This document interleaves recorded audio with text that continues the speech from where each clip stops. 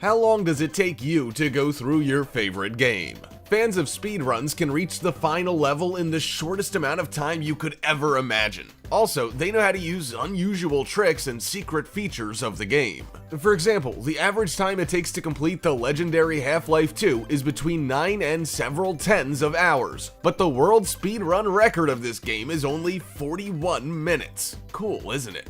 However, in the history of the gaming industry, there were games that were virtually endless. Almost no one saw their ending. Sometimes games are too long, like Tetris. Sometimes they're too complicated. And there are even those for which the ending was not provided at all. The game created it by itself. Interesting? We have picked 8 legendary games, and we're gonna tell you everything about the final of each one. Probably the most widely known is the browser game from Chrome. That's simply due to the fact that the browser offers to play it while you're experiencing troubles with the internet connection. This game is called Google Dino. In 2018, this game was initialized 270 million times. It seems that problems with the internet are a real disease of mankind, doesn't it? But let's leave that discussion for another time. The game is as simple as possible. A pixeled Tyrannosaurus Rex runs across a field and jumps over obstacles. This must be a hint. If you have no internet, you're back in the prehistoric era. Just admit it, you too played Google Dino at least once. However, no user has ever reached the end of the game. Why? Do you think it's too complicated? Not at all. No matter how good you're doing in this game, it never ends. Your Tyrannosaurus runs into an obstacle and the cycle starts all over again. And again. And again. Edward Jung, a Google Chrome engineer, says it would take 17 million years to get to the point where the game's system code ends. It's difficult to imagine such a period of time, especially in the context of a simple game. But if you actually manage to play it for 17 million years, then the game would simply end with your victory. Not much of a reward, is it? But that's the secret for making Google Dino so long. Due to its simplicity, a cyclic repeating code could be created. But most often, no one sees the end of a game simply because it's too complicated. Such platformers are numerous now, but Super Meat Boy remains the coolest legend of the genre. After all, the craze for hardcore two-dimensional games began with it. The peculiarity of Super Meat Boy is in its crazy concept, as you are offered to play a piece of raw meat. And the gameplay is built on the properties of this material. You need to glide over smooth surfaces, bounce off the obstacles, and move with an understanding of inertia and acceleration of the movement. But the main thing is that each level is just a nightmare for those who like calm games. Just yawn for a second and your Meat Boy becomes minced meat. Literally. If your timing is wrong, you'll lose. Move too fast, and you're returned to the checkpoint again. The game doesn't punish too strictly for a mistake, and you won't have to start the level from the very beginning. Nevertheless, Super Meat Boy requires the player to learn a level thoroughly in order to pass it successfully on the 50th try. In case you never got past all these adversities, we can tell you, in the end, a friend of the main hero sacrifices himself to help save the hero and his girlfriend. They're free now. Finally, our piece of meat has won back his love. But suddenly, some little monster falls on her head. Maybe it's a hint that there's a sequel coming.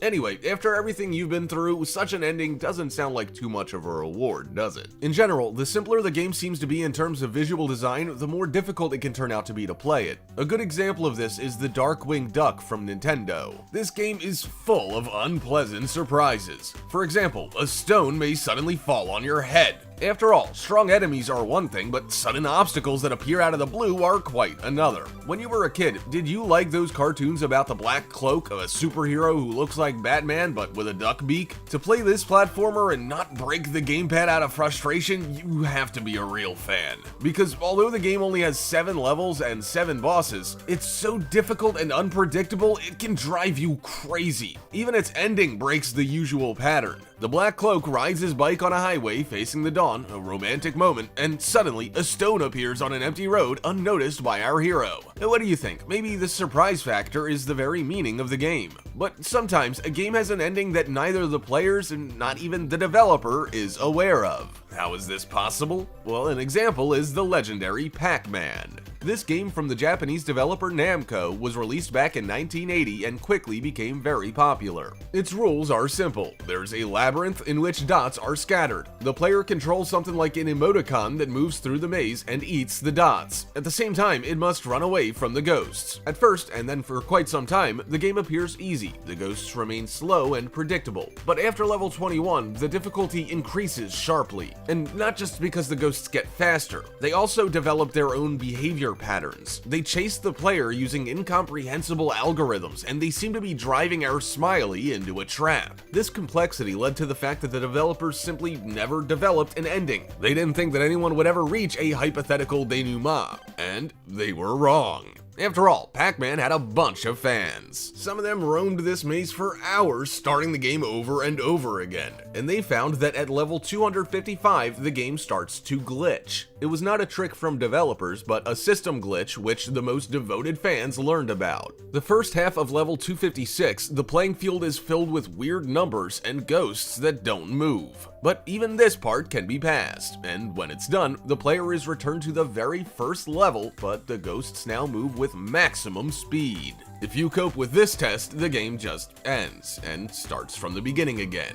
How do you like such a multi-stage glitch? It'll probably make you want to take a chill pill. But there are also games that seem endless even to the players themselves. Have you ever thought that Tetris might have an ending? After all, as soon as the blocks form a solid horizontal line, it disappears. The player receives points, and this can go on forever. Or not. It turned out that Tetris also has a finale. Even more than that, there are two of them. Imagine how little variable the endings are in a game where you just need to put together blocks of different shapes so that they fill the playing field. No one expected it from Tetris, and so almost no one tried to get to the very end. But we won't keep you guessing. So the first ending is the appearance of many legendary characters of the 8-bit era on the screen. For example, from the Super Mario games. They're dancing and having fun, and in the background a temple is visible, which is a copy of the one located on Red Square in Moscow. Its domes turn into rockets and fly away. In the second ending, the entire temple flies off the screen. The variability's not that great, but it's there. It's already twice now that we've mentioned the legendary plumber Mario, who was supposed to save the princess, so how can we not tell you about the ending of his adventures? Especially since this is one of the most popular arcade games for Nintendo. Well, here we go. The game has 8 levels, where Mario tries to get to the castle where the princess is held captive. The villain is the dragon-like conqueror of the Mushroom Kingdom. He has stolen the princess. The most ironic and annoying thing is, reaching each new castle, Mario hears the same phrase. "Thank you, Mario, but your princess is in another castle."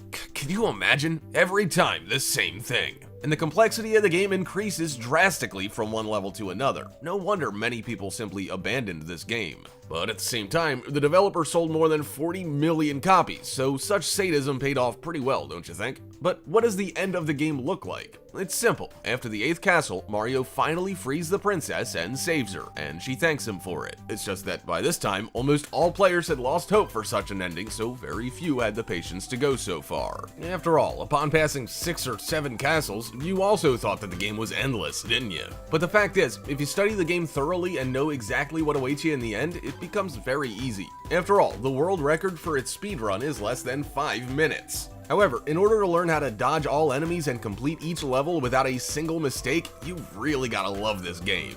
Another game that was popular in the 90s is Duck Hunt. It was like the Minecraft of its time. The rules went as follows. You had to shoot a duck flying from the bushes using a pistol. This hunting simulator was very popular. 28 million copies sold. This makes this game the second most popular for its platform in history. It's just that almost no one made it to the end. Why is that? Well, because all 99 levels, you need to do the same thing over and over again. The duck flies out, you shoot it. Success? Great, now the dog brings the prey. No luck? Then the dog will laugh at you. 99 times. No progress and no incentive. But if you still manage to reach level 99, it would start raining ducks. Yeah, a real duck rain. And because it's totally unexpected, most people fail to shoot even one, which provokes a real explosion of mocking laughter from the dog. The most hurtful ending, isn't it? But the most mysterious ending was in a game called Battletoads. Battletoads. Get ready for the main entry of the list. It doesn't have any repeating cycles or endless monotonous levels or tricks, so why was this game hardly ever played through? The answer is simple. Apparently, the developers didn't care about the nerves of the players, because this game really is insanely difficult. Everything here is designed so that you'll lose. The levels are radically different from each other, racing episodes are so fast that they provoke epileptic attacks, reaching the boss at the end of a level is several orders more difficult than beating the most important villain, and although 2 players are allowed, in this game you can accidentally attack your mate. Or not so accidentally. Also, the levels are unbalanced in their difficulty. For example, levels 4 and 5 are easier than 3, and level 6 just makes you hysterical. And the surrealistic environment, like fights inside a giant brain between its convolutions, you could well see them in your nightmares. Now get ready. The end of the game goes like this. The hero defeats the Dark Queen, saves the princess, and escapes from the spaceship. Sounds cliche? Perhaps, if you consider that the original ending was cut, but almost no one saw this version either. Nobody has enough nerves for that. And which game do you both love and hate because of its difficulty, or for any other reasons? Please reply in the comments, give us a like, and subscribe to our channel.